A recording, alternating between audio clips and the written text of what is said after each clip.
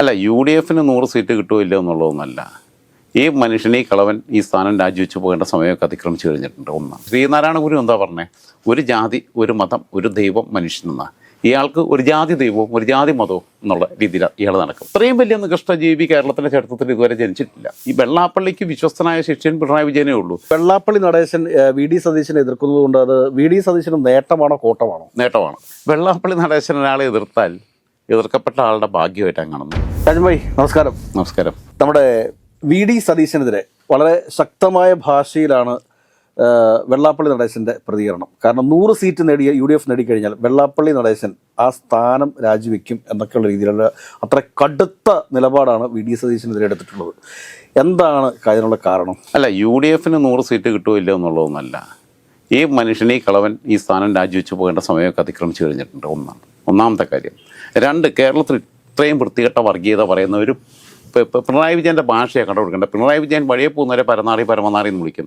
ഇവനെ ശ്രീനാരായണ ഗുരുവിനേക്കാളും വലിയ മഹാനാണെന്നാണ് പറഞ്ഞേക്കുന്നത് പിണറായി വിജയൻ. ഇവർ തമ്മിലുള്ള ബന്ധം എന്ന് പറഞ്ഞാൽ വേറൊന്നാണ്. B.S. അച്യുതാനന്ദൻ മരിച്ചപ്പോൾ ഇയാൾ കാണാൻ വന്നതെന്ന് എനിക്കറിയത്തില്ല. വന്നെങ്കിൽ തന്നെ സെക്യൂരിറ്റിയിലായിരിക്കും വന്നിട്ടുണ്ടായി, അല്ലെങ്കിൽ നാട്ടുകാർ വഞ്ചിക്കില്ല. കാരണം എന്ന് വെച്ചാൽ ഇയാൾ B.S. അച്യുതാനന്ദനെ പറയാത്ത പള്ളൊന്നുമില്ല. പറയുമ്പോൾ ഈ B.S. അച്യുതാനന്ദന് ഈഴവരാ. ഇയാൾ ഈഴവന്മാരുടെ ദൈവമാണെന്ന് പറഞ്ഞെടുക്കുക. ശ്രീനാരായണ ഗുരുവിനെക്കാളും വലിയ ആളാണ്. ശ്രീനാരായണ ഗുരു എന്താ പറഞ്ഞത്? ഒരു ജാതി, ഒരു മതം, ഒരു ദൈവം മനുഷ്യനെന്നാണ്.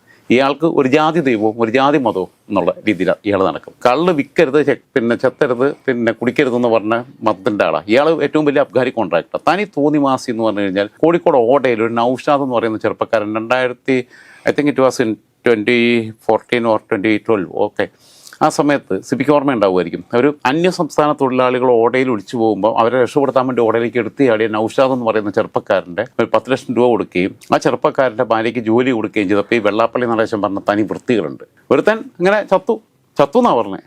അപ്പോൾ വിനായകന് തുല്യമായി. വിനായകനൊക്കെ ഇതിനേക്കാൾ ഫാർ ബെറ്റർ ആന്നേ. ഇത്രയും വലിയ നികൃഷ്ട ജീവി കേരളത്തിൻ്റെ ചരിത്രത്തിൽ ഇതുവരെ ജനിച്ചിട്ടില്ല.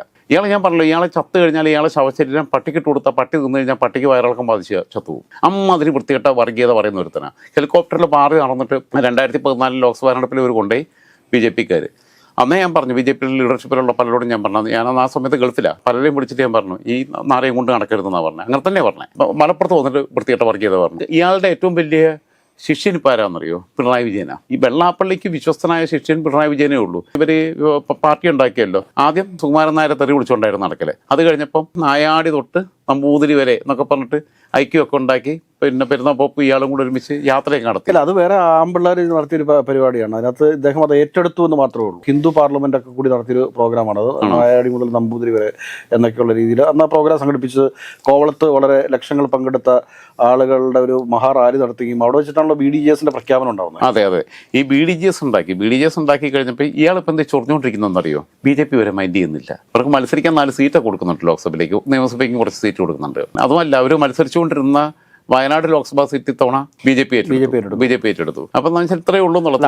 അവിടെ ഇപ്രാവശ്യം മത്സരിക്കാനായിട്ട് സ്ഥാനാർത്ഥി ഉണ്ടായിരുന്നില്ല. BDJS സ്ഥാനാർത്ഥി ഉണ്ടായിരുന്നില്ല എന്ന് മാത്രമല്ല, 2019 തെരഞ്ഞെടുപ്പിൽ അവിടെ BDJS നിന്നപ്പം 2014 തെരഞ്ഞെടുപ്പിൽ അവിടെ BJP-ക്ക് കിട്ടിയ NDA-ക്ക് കിട്ടിയ വോട്ടവിടെ കിട്ടിയില്ല.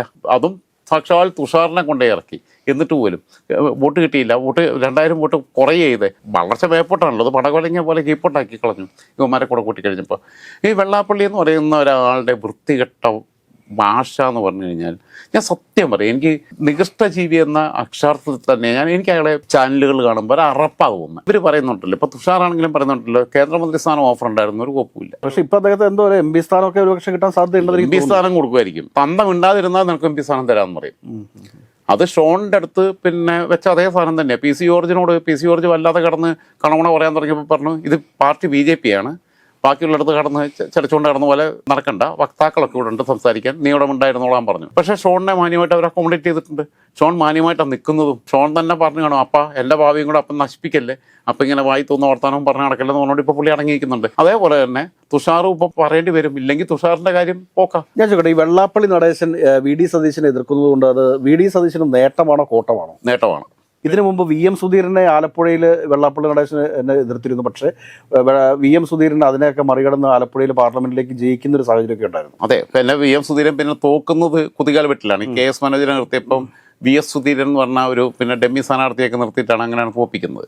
VM സുധീരനൊക്കെ കേരളത്തിൻ്റെ നഷ്ടമായിട്ട് തന്നെയാണ് കാണുന്നത്. അർത്ഥത്തിൽ ആദർശ രാഷ്ട്രീയത്തിൻ്റെയും വിശുദ്ധ രാഷ്ട്രീയത്തിൻ്റെയും വക്താവായിട്ട് തന്നെയാണ് കാണുന്നത്. മാത്രമല്ല ഉമ്മൻചാണ്ടിയെ നിരന്തരം വിമർശിച്ചിരുന്ന BM സുധീരൻ ഉമ്മൻചാണ്ടി പിന്നെ രോഗാവസ്ഥയിലെത്തിയപ്പോൾ നിരന്തരമായി ചാണ്ടി ഉമ്മനെ വിളിച്ച് പിന്നെ അപ്ഡേറ്റ് ചെയ്തുകൊണ്ടിരുന്നത്. അതിനകത്ത് ഏറ്റവും വലിയ കാര്യം എന്ന് വെച്ചാൽ നമ്മുടെ ഏറ്റവും നല്ല സുഹൃത്ത് എന്ന് പറഞ്ഞാൽ നമ്മുടെ ഏറ്റവും വലിയ ആയിരിക്കണം. മറിച്ച് നമ്മളെ എപ്പോഴും പുകഴ്ത്തിക്കൊണ്ടിരിക്കുന്ന ആൾ നമ്മുടെ ശത്രുവാണ് എന്ന് എപ്പോഴും കരുതിക്കണം. കാരണം ഈ പുകഴ്ത്തിക്കൊണ്ടിരിക്കുന്നവൻ ഒരു സുപ്രഭാതത്തിൽ നമ്മുടെ ശത്രുവായിട്ട് മാറുമ്പോഴും ഈ വിമർശിച്ചുകൊണ്ടിരിക്കുന്നവൻ അപ്പോഴും നമ്മുടെ സുഹൃത്തായിട്ട് മാറും.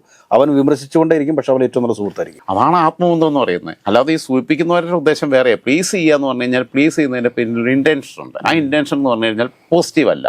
അതെന്താ വെച്ചാൽ ഒന്ന് സൂചിപ്പിച്ചിങ്ങനെ നിൽക്കാം, എന്നിട്ട് എന്തെങ്കിലുമൊക്കെ വിഷയത്തിലേക്ക് തിരിച്ചിട്ട്. അപ്പോൾ ഈ പറവൂർ എനിക്ക് തോന്നുന്നു ഈഴവ SNDP-ക്കാർ കൂടുതലായിട്ടുള്ള ഒരു നിയോജക മണ്ഡലമാണ് ഈ പറവൂർ നിയോജക മണ്ഡലം എന്ന് പറയുന്നത്. അപ്പോൾ അവിടെ പല പ്രാവശ്യവും ഇതിനു മുമ്പ് പല പ്രാവശ്യവും VD സതീശനെതിരെ വെല്ലുവിളികൾ നടത്തിയിട്ടുണ്ട് വെള്ളാപ്പള്ളി നടേശൻ.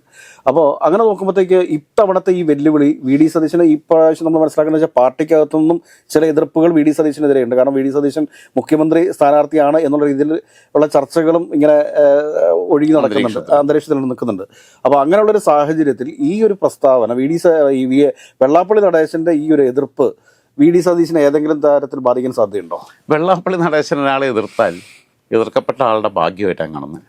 കാരണം അതിപ്പോൾ പെരുന്നാപ്പോപ്പിൻ്റെ കാര്യം അത് തന്നെയാണ്. സുകുമാരൻ നായരുടെ കാര്യം. സുകുമാരൻ നായർ ഒരാളെ ഇവനെ ഞങ്ങൾ തോപ്പിക്കുമെന്ന് പറഞ്ഞു കഴിഞ്ഞാൽ നാട്ടുകാരെ അയാളെ ജയിപ്പിക്കാമെന്ന് കരുതും. വോട്ട് ചെയ്യാൻ കരുതാത്തവരും വോട്ട് ചെയ്യാൻ പോകും. അതാണ് അതിൻ്റെ സത്യം.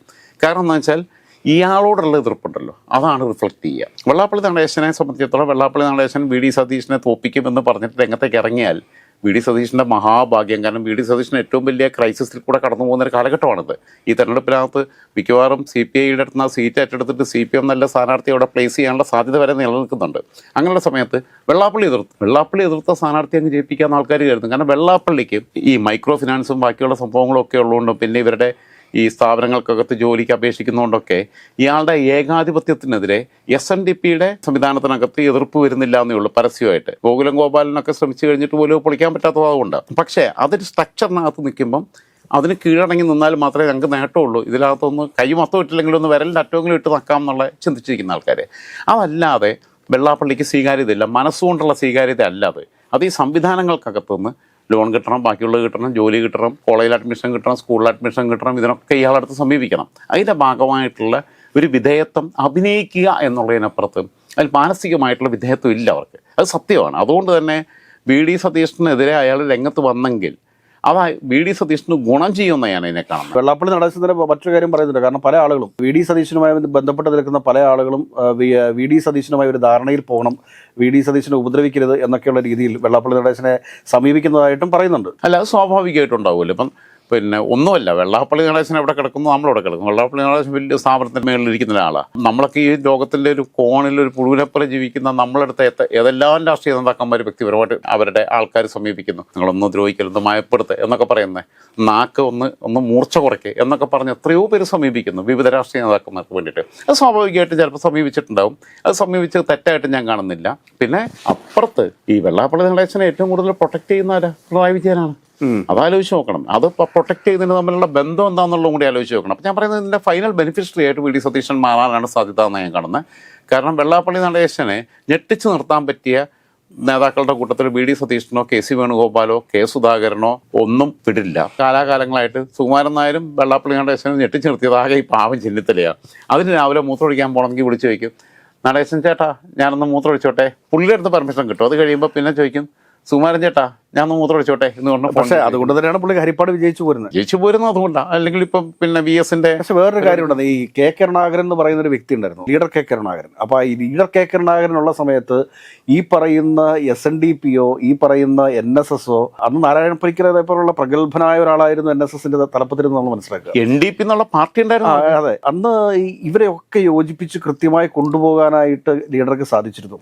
ഇനിയൊരു ലീഡർ കോൺഗ്രസിനകത്ത് ഉണ്ടാവുമോ? അത്തരമൊരു പിന്നെ ലീഡർഷിപ്പിലേക്ക് വരാൻ ഇനിയിപ്പം ഈ തലമുറയിൽ ആരുമില്ല. അതിലിപ്പോൾ KC വന്നാലും VD വന്നാലും ചെന്നിത്തല വന്നാലും സുധാകരൻ വന്നാലും സണ്ണി ജോസഫ് ആയാലും ആരായാലും അങ്ങനെയില്ല. Karunakaran is equal to Karunakaran. നൂറ്റാണ്ടിലെ ഒരു ജന്മമാണ്. ഇവരെ എല്ലാം കരുണാകരൻ്റെ കീഴിൽ നിർത്താൻ കഴിഞ്ഞു. തിരിച്ച് ഇവരൊക്കെ അവരുടെ ലീഡർഷിപ്പ് അംഗീകരിച്ചുകൊണ്ടാണ് നിൽക്കുന്നത്.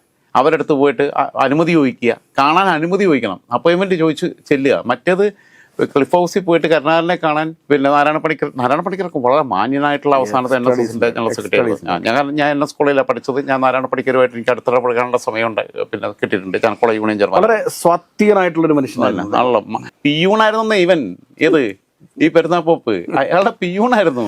എന്നിട്ടാണ് പിന്നെ ജനറൽ സെക്രട്ടറി സ്ഥാനത്ത് കയറിയിരിക്കുന്നത്. അതായത് NSS ജനറൽ സെക്രട്ടറി സ്ഥാനത്ത് നാരായണ പണിക്കർ ഒഴിഞ്ഞപ്പം ആ നാരായണ പണിക്കരെ പെട്ടു തൂങ്ങി നടന്നൊരു മൂട്ട അതിനകത്ത് കയറിയിരുന്നു, അത്രയേ ഉള്ളൂ.